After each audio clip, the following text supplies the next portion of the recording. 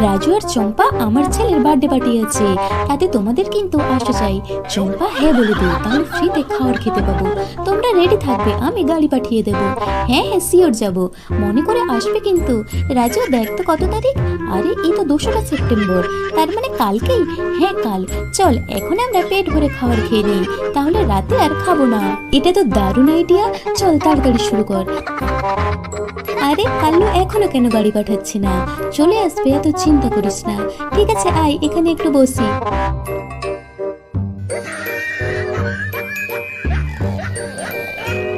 গাড়ি এখনো কেন আসছে না?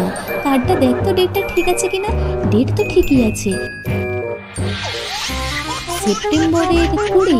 কোনো কাজই তোর দ্বারা হবে না, কাল থেকে আমি না খেয়ে আছি। যা আগে আমার জন্য খাবার বানিয়ে আন।